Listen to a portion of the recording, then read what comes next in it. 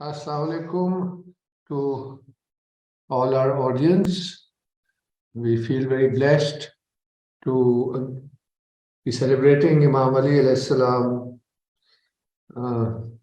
personality and spirituality and legacy once again in Rajab. And without wasting any more time, I'd invite Dr. Francisco to please start his presentation. Assalamu alaikum, everyone.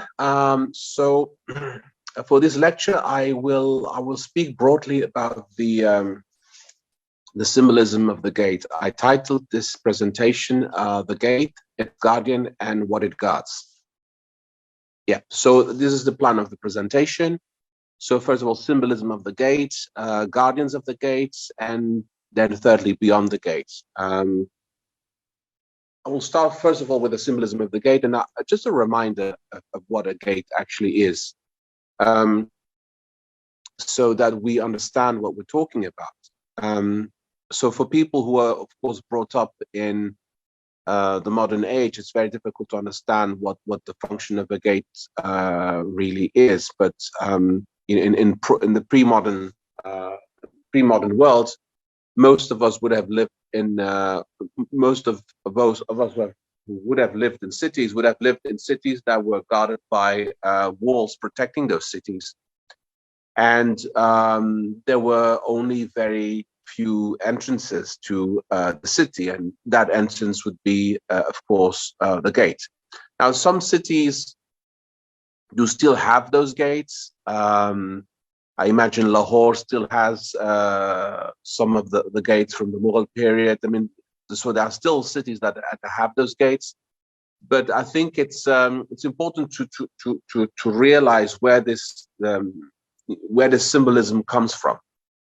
So there's the idea that entering the city where one finds safety necessitates, of course, the gate.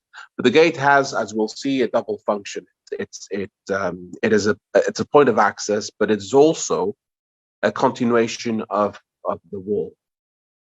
So, and the symbolism of the gate, of course, is found in the very famous hadith of the Prophet sallallahu alaihi wasallam, and Madinat al-Ilm wa Ali 𝑏َابُهَا. So I am the city of knowledge, and Ali is its gate. But this symbolism of the gate, of course, goes way further than way back. And precedes the Islamic tradition. So we have an example here in the Gospel of John, where Christ says, "I'm the gate. Whoever enters through me will be saved. They will come in and go out and find pasture." So this idea of the gate is of course one that one finds in all great spiritual traditions. One even finds it in ancient Egypt, especially in the book of the Du'at, the book of the dead, where the dead travel with the sun in the underworld. So after the sun sets, the sun travels through 12 regions, and each one of these regions has gates that one has to pass through, and the dead have to follow the sun through that journey. And so where the idea of the gate, of course, comes the idea of the idea of the gate has always been combined with the idea of the spiritual journey, either in the afterlife or the mystical journey or the spiritual journey as such throughout one's life. So the idea is here that in spiritual terms, the idea is that the gate provides access to a higher dimension of being, be it knowledge, be it other states of consciousness. When it comes to states of consciousness, for example, I'll mention the very famous Dasamdvara in the yogic tradition, right? So we have, according to the yogic teachings, we have 9 gates in our body. two openings of the ears, the nostrils, the eyes, the mouth, and then other parts of the body that I need to mention.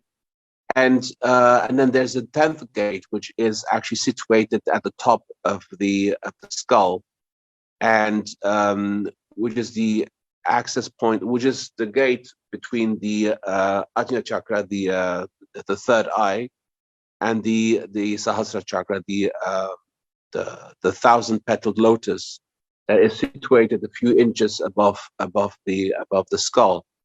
And it is said that at the time of death, that's also where the soul escapes from the body. But in terms of mystical understandings in the yogic tradition, the 𝐵𝑒 is this point in the mystical body where the Kundalini, the mystical energy of the subtle body travels through, and then finally accesses the last chakra, which is the Sahasrara chakra. So you have that. So it can be a higher state of being. It can also be the afterlife, because ultimately death is also seen as a gate towards the afterlife. Now, the gate also means that one is rejecting a multiplicity of possibilities for one specific choice. So with the idea of the gates comes also the idea of a form of selection. Sorry, that's my cat. It comes the idea of a form of selection, and this selection is normally one that is earned through the spiritual struggle. And also depends on the choices that one has made throughout one's lives, throughout one's life. So, in a sense, the gate is not just a point of access, but it's also one it's also a continuation of the wall. It guards the that higher state of being, be it truth or higher state of consciousness, or the afterlife, from what is not meant to go, what is not meant to pass through the gate. There's a very interesting anecdote where Rumi was explaining to the value of music during Samar, and he said, well, music is the sound of the gates of heaven opening up. Sorry, he said, music is the sound of the gates of heaven. And then the faqih says, well, I don't like the sounds of those gates. And then Rumi says, well, that's because they're closing for you. So the gate always has this double function. It gives access to the worthy, those who have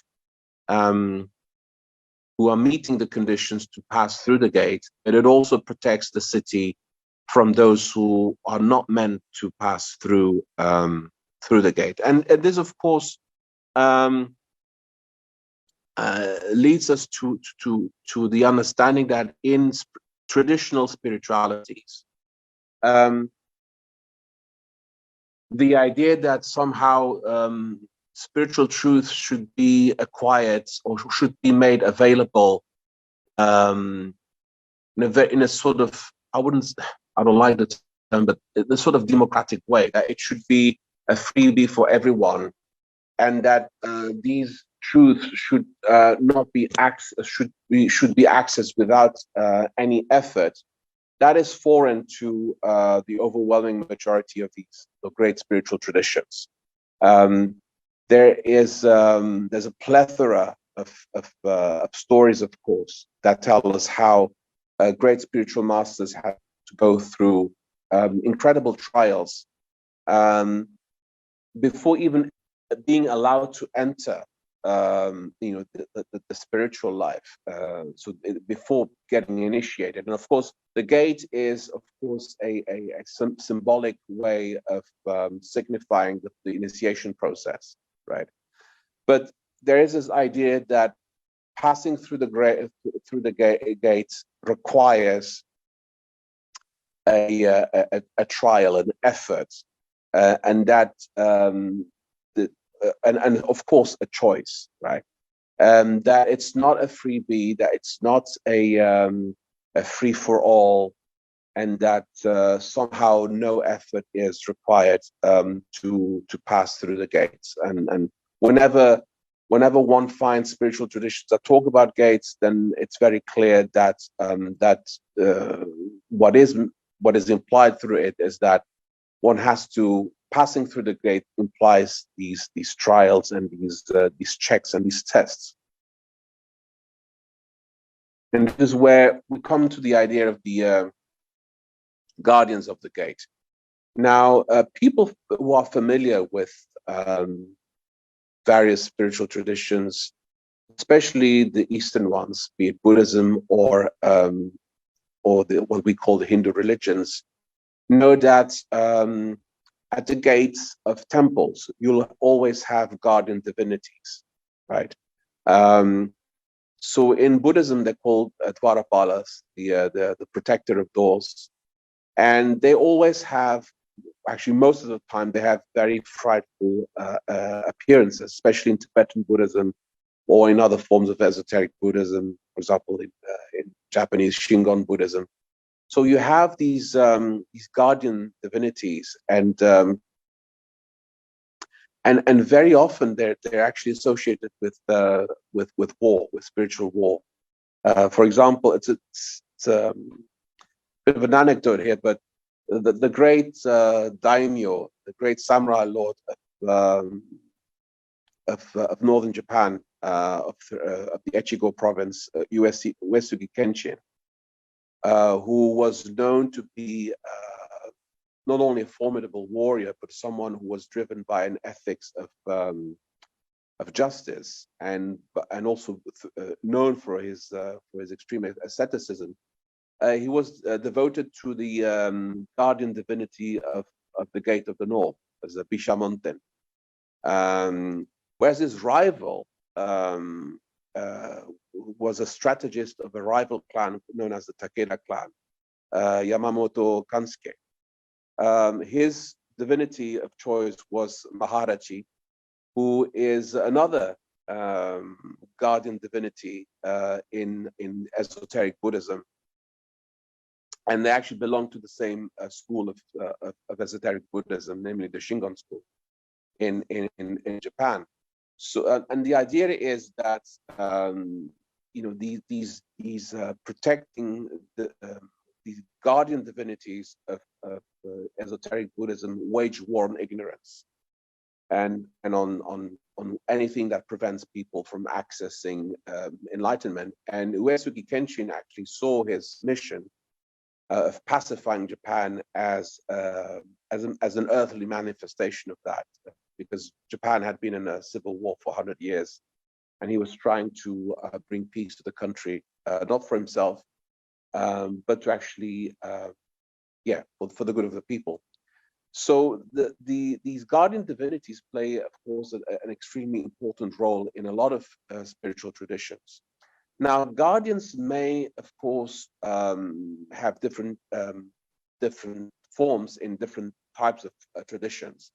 So, for example, very often the guardian will be a frightening creature, such as the dragon or the sphinx or a giant serpent, right? And there needs a distinction that a distinction needs here to be made between the guardian entity that is frightful and then demonic entities, right? And I'm saying this because very often people who encounter, for example, Tibetan Buddhism, and they see these frightful divinities think that, it just confirms that, these are all just demons. Well, no, they're frightful divinities, but they're not demons. They're there to fight the demons. And, when you fight a demon, you have to adopt a certain attitude or a certain form to do that. And we see that especially in the story of Jonah, Prophet Yunus alayhi salam, as it appears in Jewish exegesis, especially in the Pekeh of Rabbi Eliezer. It's an important exegetical text of the Jewish tradition. And so the text gives us a number of details that are not contained in the Bible. And so I'll explain here. So as we all know, Jonah was given as a mission to by God to go and warn the people of Nineveh that they were going to face a terrible punishment unless they repented. And Jonah was not willing to do that, and so he embarks on a boat to flee from that responsibility. And a storm arises, and everyone then starts to notice that it's because of Jonah that this storm arises. And so Jonah offers to be thrown into the sea, and he's swallowed by the giant fish or the whale. Now, what the Pekeh of Rabbi Eliezer tell us is that the fish was in reality was there to protect Jonah, and that inside the fish was actually the inside of the fish was actually a house of prayer, where Jonah was able to repent and pray to God, and from the inside of the fish, Jonah was able to see whatever was happening outside.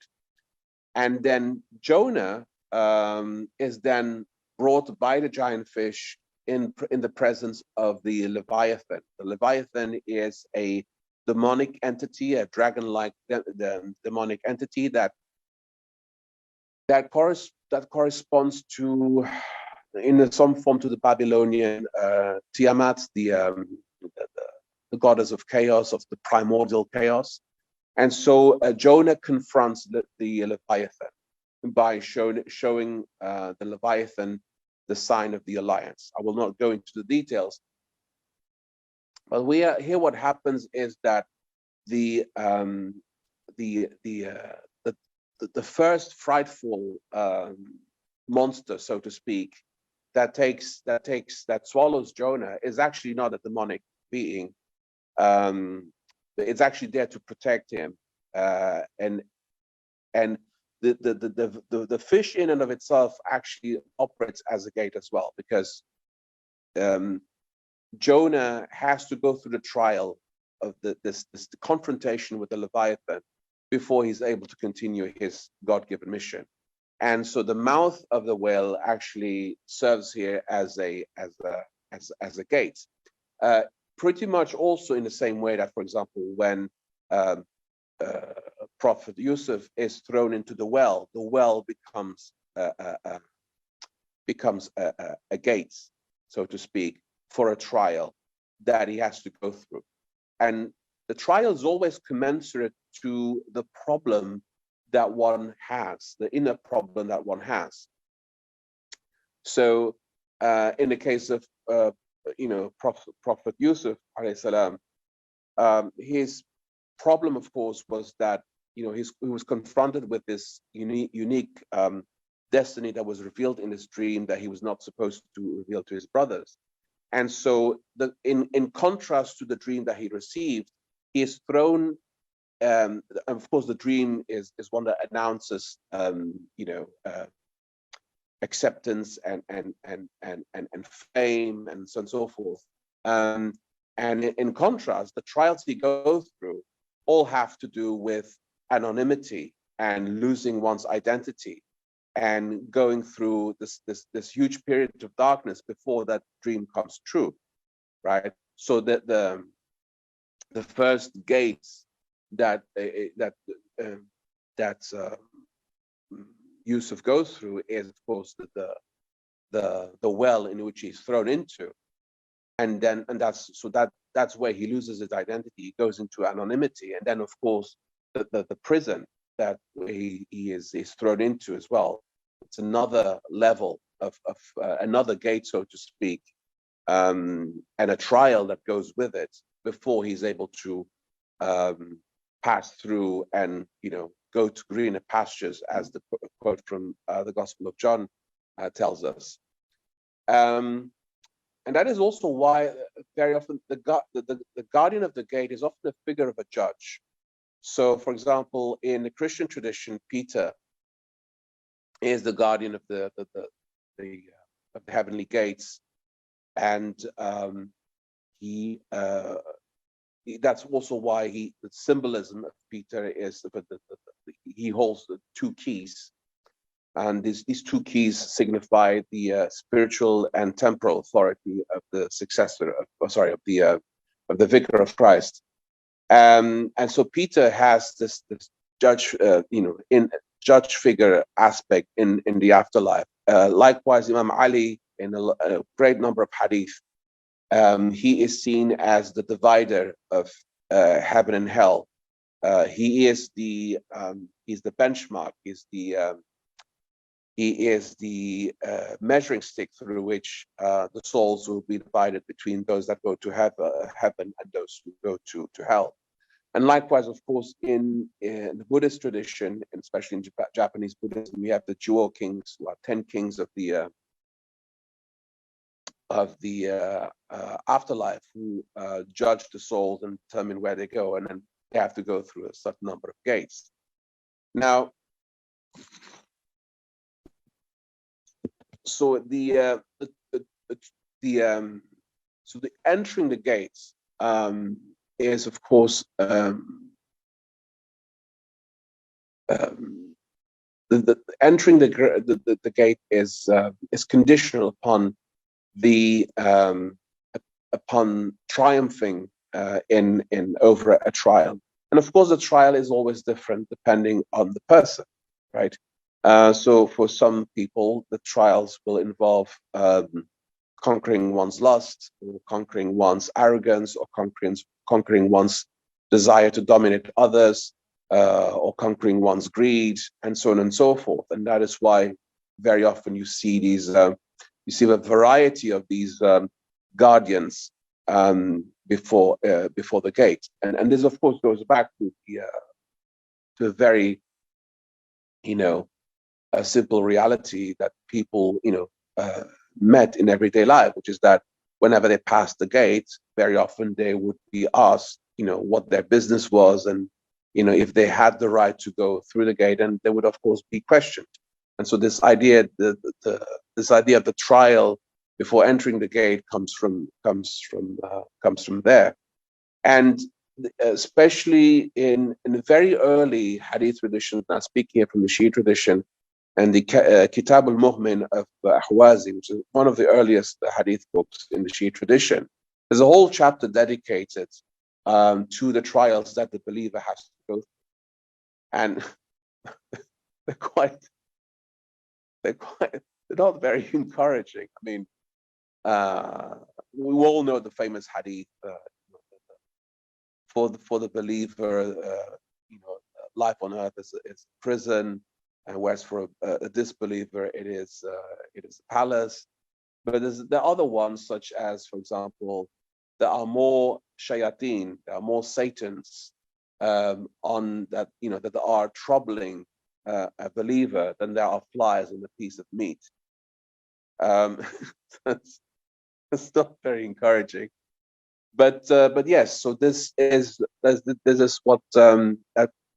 what comes with the idea of passing through the gate. It's the idea of the trial, and of course, in terms of Jungian psychology, the guardians guarding the gate are very often our own fears and our own shadows, our own psychological shadows, that we are afraid of, and that we have to face before being able to go through the gate and access a deeper understanding of ourselves.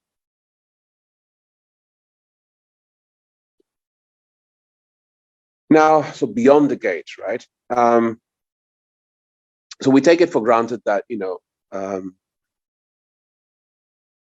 once one has access to, one has passed through the gate, that the journey is over, but very often that isn't the case. The gate gives access to the city, but within the city itself, you have subdivisions, you have other gates that you can basically go through if that is part of your journey. So, for example, Teresa of Avila in her famous book, Castillo Interior, the Inner Castle, and of course other mystics talk about. So after passing through the first gate, which is normally the gate of repentance, one passes through other stages and gates, and of course the trials that go with them. And one of them, of course, being the night of the senses. So the night of the senses is when. So what happens normally in the mystical quest is that there's a honeymoon. There's a honeymoon period for the mystic. So after having repented from one's sins and having engaged in contemplative prayer and meditation and so on and so forth, at the beginning one receives these goodies or consolations. So one has some people, for example, smell Jannah, for example. Some people receive visions. Some people receive very what we call true dreams that reveal them a certain number of things. So these are signs of consolations that come from the divine to sort of reward the person for the effort that they made. But then comes what is known as the night of the senses. So this is where God removes his tangible presence and the consolation from the life of the mystic, and the mystic, of course, has the impression that he or she has been abandoned by God, and that is to teach the soul not to rely on consolations, and only to look for God for his own sake, not for the consolations, not for the visions and dreams and powers and so forth. So that's one stage, and comes, of course, what we're known as the night of the soul. This is a period in one's life when the intellect is assailed by immense doubts and by a certain by a deep sort of aridity, a dryness in one's spiritual life, where prayer itself becomes a torture, because one no longer has a tangible no longer feels, so to speak, the presence of God. So one has to somehow find strength within oneself to basically continue the journey despite of the absence of all of these. So and that's not only in the Christian tradition. Of course, other traditions have similar things, similar ideas regarding the fact that even within the city of knowledge, you continue your journey. There are still other realms of knowledge and trials that have to basically that one has to undergo. So I just wanted you to keep an eye on the clock. Oh, okay, no problem. I'm actually almost done. So the gate gives access to initiatory knowledge, which is ilm, and people very often have. I mean, a lot of hadith, when they speak about ilm, of course, we're not talking here about engineering or accounting. But we're speaking here about initiatory knowledge, and I find it very interesting that in one particular hadith, of course, the Prophet says, seek ilm, even if you have to go to China, which is a fascinating hadith because of the way that many people ignore it, and how unfortunately still to this day a lot of people in the Muslim world view the wisdom of the Eastern traditions with so much suspicion when you have this sort of hadith. And when the Prophet says, seek ilm, if you have to go to China, he's not talking about paper making or geometry or accounting or engineering. He's talking about like the real knowledge, right? And of course, with this is the idea that knowledge has a salvific, has a saving feature, and it just goes back to an old idea, of course, that we find in the Gnostic tradition, and of course in the Gospel of John, where Christ says, "So he said to the Jews who had believed in him, if you continue in my word, you are truly my disciples. Then you will know the truth, and the truth shall set you free." So the idea is, and it's a very unique one, but it's the idea that truth and reality, of course, set you free, and that these are objective things, but that accessing the truth and having a correct understanding of reality is part of a hard process that demands trials and choices, and that it's not something that is subjective, and it's not something that is obtained effortlessly. And so I think, yes, that's how much I've got for this presentation. There's a very, very interesting and rich contemplation on various meanings and symbolism of gate from a universal perspective, as well as Islamic or the Sufistic and spiritual Islamic perspective. Might be correct in saying that.